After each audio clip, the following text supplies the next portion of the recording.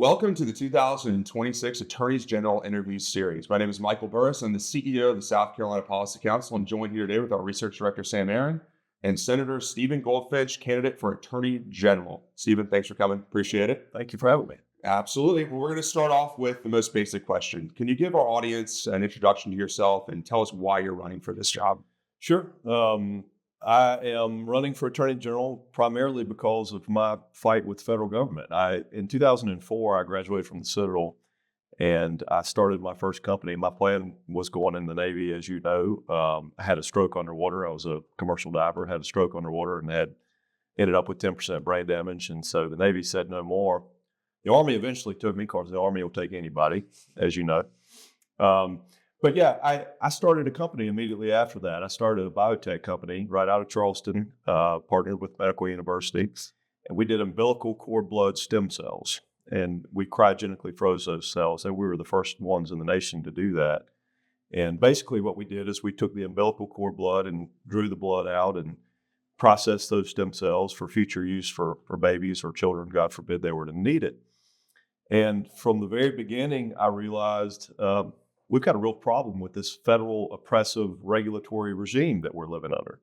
I mean, it's a nightmare to try to be an entrepreneur, to try to live the American dream, to try to work your way through that regulatory environment that we have.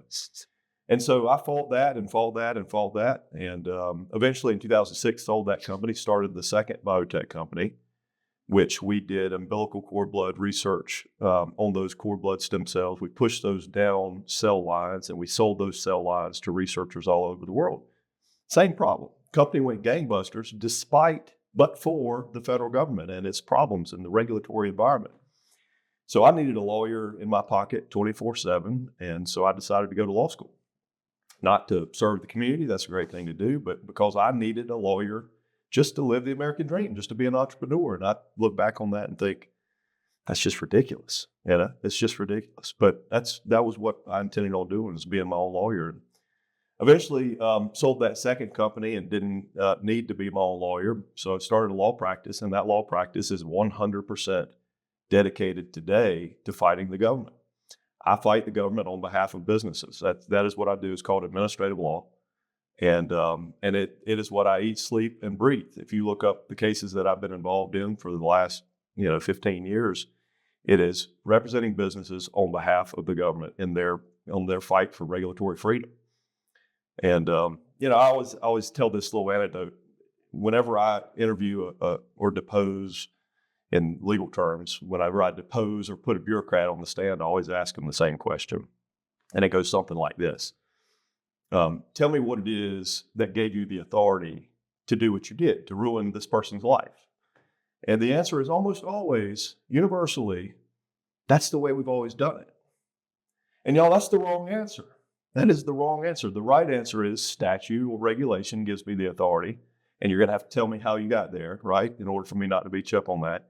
But the wrong answer is that's how we've always done it. The bureaucrats will use that's how we've always done it to ruin your life and your family and your business.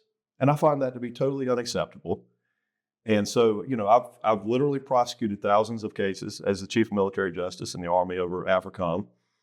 I've literally been practicing in the field of civil and administrative law, which is the biggest, in my opinion, one of the most important divisions of the Attorney General's office. And I've also served in the legislature, which is the third division of the Attorney General's office, the division that deals with laws that are coming out of the General Assembly, and whether or not there should be an and or an or whether or not this law is defensible in court. I've literally served in every division and excelled in every division that the Attorney General's office does and engages in. So I think I can be a good investment for South Carolina. Thank you, sir. Sam? Looking at the position, you would be obviously the top prosecutor under the South Carolina Constitution. What are South Carolina's biggest crime problems, and how would you go about addressing those? The biggest crime problem right now is the backlog of violent crime that we have. I've been to every county in South Carolina, 46 counties, been to every county, spoken to every sheriff. And what I found is that most sheriffs in South Carolina will tell you that we've got a 4 or a 5 year backlog of violent crime. So if you think about what that means is, you arrest a bad guy. He either gets bond or he doesn't. It doesn't matter in this scenario. But 2, 3, 4 years later, The investigator disappears, goes to a different jurisdiction. The arresting officer disappears, goes to a different jurisdiction. The witnesses disappear, go to a different jurisdiction. And what happens? The bad guy goes back out on the street.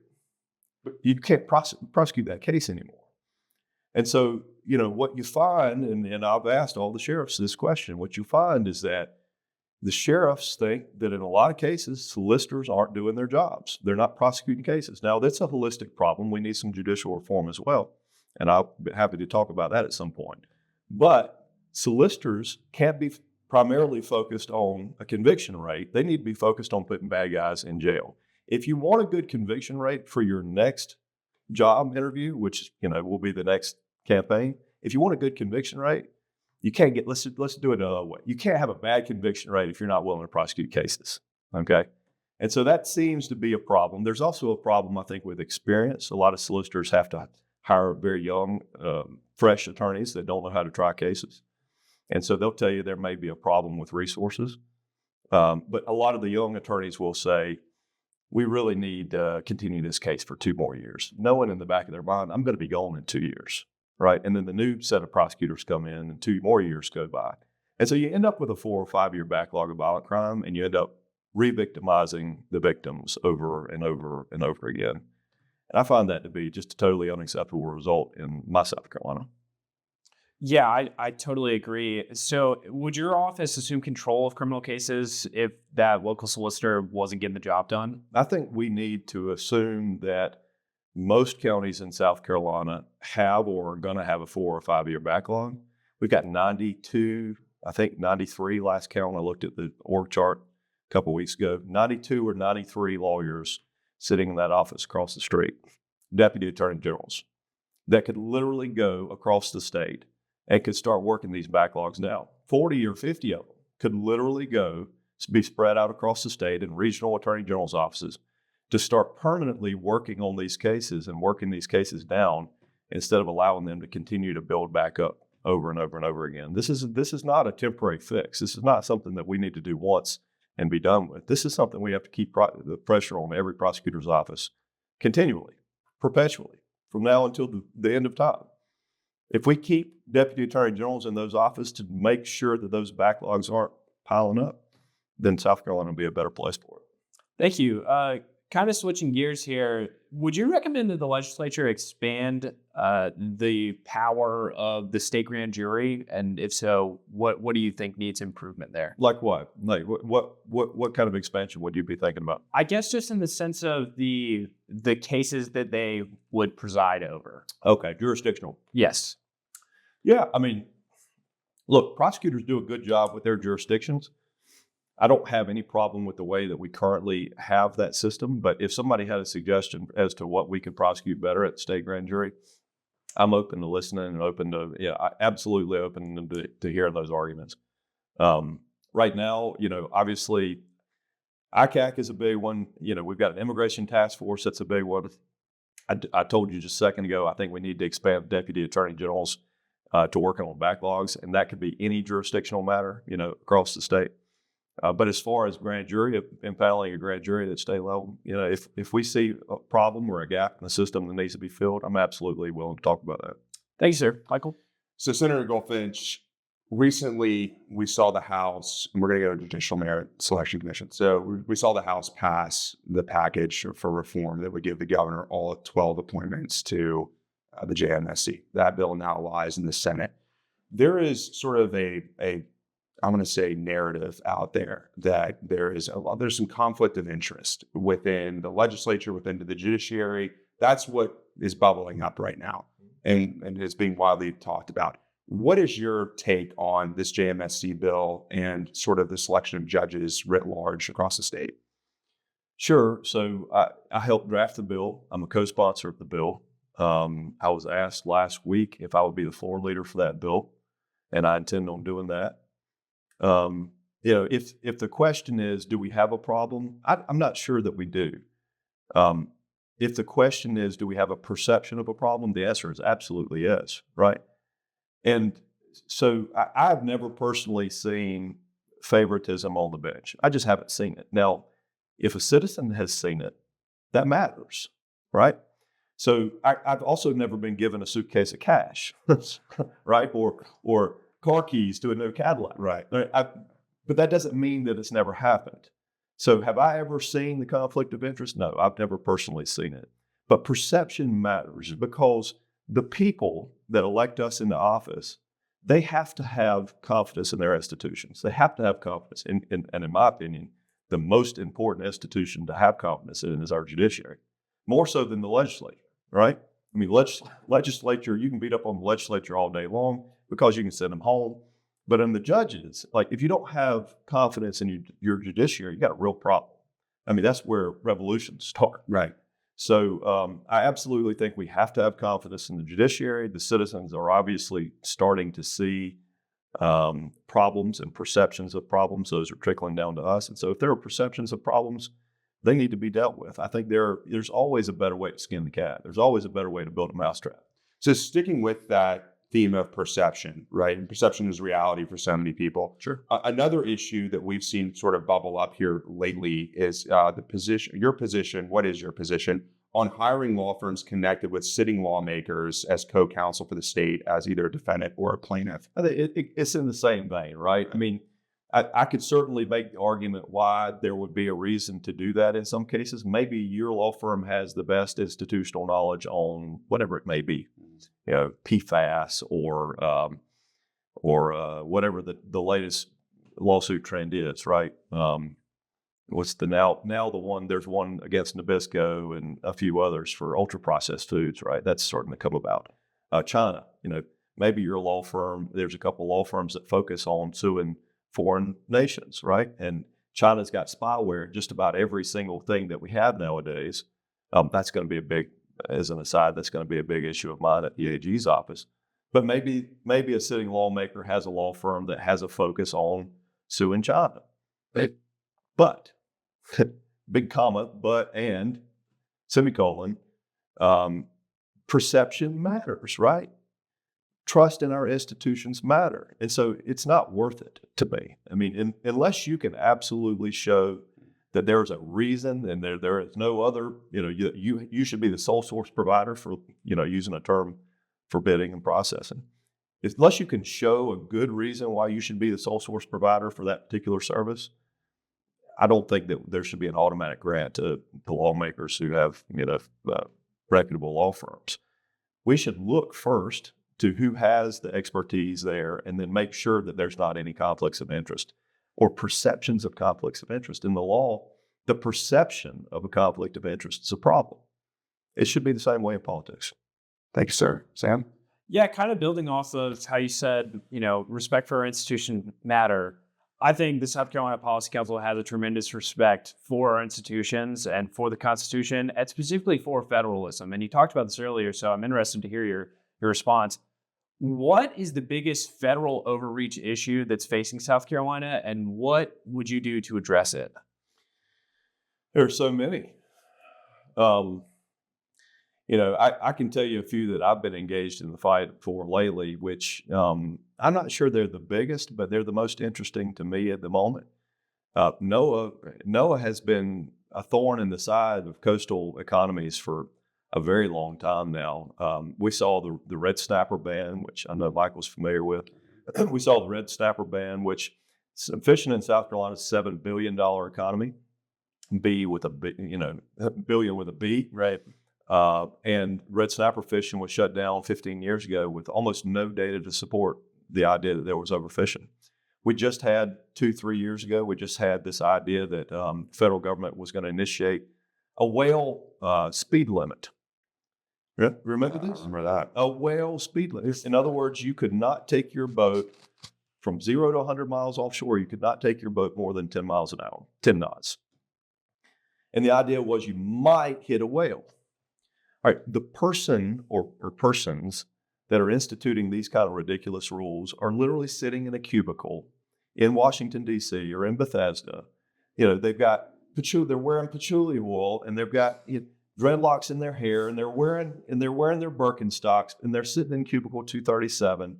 And that young lady, that 23-year-old young lady, is the one making rules that will ruin industries in South Carolina. Well, in the port too, right? I mean, you're talking about Group 3 container ships coming in at 10 knots, slowing down commerce.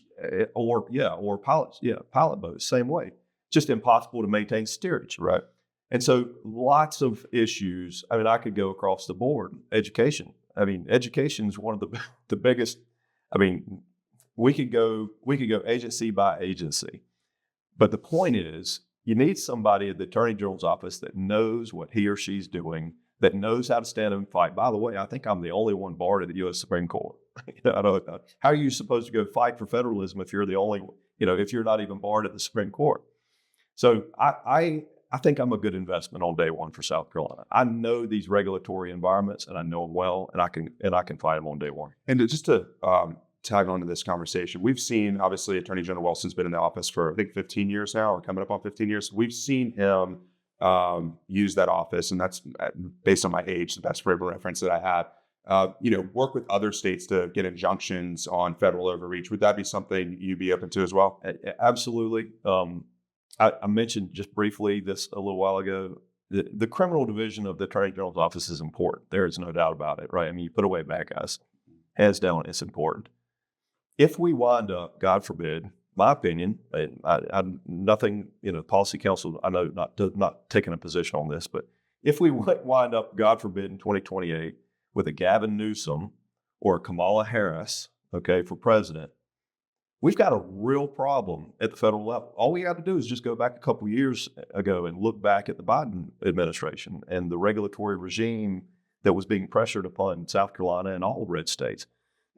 So the answer to your question is yes, I would be very active, involved in injunctions and suing the federal government and, and making sure that our conservative politics stay conservative in South Carolina. Thank you, sir. Sam? Yeah, kind of in a similar vein, how do you feel about joining lawsuits against out-of-state U.S. corporations? It seems like this has been kind of a common trend, and I think that sort of, the argument from some is that it's kind of getting a little too close to the plaintiff side of things rather than focusing on what the typical role of the Attorney General is. I'm not sure that's true. It depends, right? I mean, if your idea is an idea which is cost, well, let me change the term. If the problem is a problem that has cost the state of South Carolina millions or billions of dollars, should South Carolina not then try to recover that on behalf of the taxpayers that ultimately end up paying that bill? I mean, you can say tobacco, right? I mean, tobacco is the most obvious one. We've dealt with this in the past. Tobacco that literally cost our state, I think it was $30 billion in Medicaid dollars over the course of a period of time. Who pays that bill? We do. Taxpayers pay that bill. Now, should South Carolina be engaged and try to recover some of that on behalf of the taxpayers? I believe so. Should we get involved in entrepreneurial plaintiff work? No, absolutely not. I mean, we shouldn't go looking for lawsuits for fun in order to try to line the coffers of South Carolina's budget. That's not something that's responsible. But if there's something that's very obvious that has cost the state of South Carolina, Medicaid, for instance, has cost the state of South Carolina millions or billions of dollars, we absolutely ought to recover. And I'll give you a good example of that real fast. We were just talking about the red snapper ban and fishing. Right now, the state of South Carolina, pursuant to something that I imposed, has gotten in the business of data collection and data management for our fisheries, for our East Coast fisheries, South Carolina fisheries. That's a function that NOAA just got finished with, like literally just said, okay, we'll turn over to you an exempted fishing permit. This is federalism at work, right? I mean, this is South Carolina saying we can do it better than the federal government. We can manage the data better than the federal government. Here's the problem. It's going to cost the state of South Carolina $2 million a year to stand up that department, to manage that data, to go out to do the collections.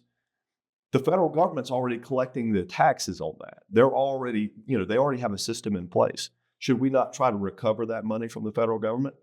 Yeah, I'd say we should, right? It's in our best interest to assert federalism, for us to do it better, because government's always better closer to the people, right?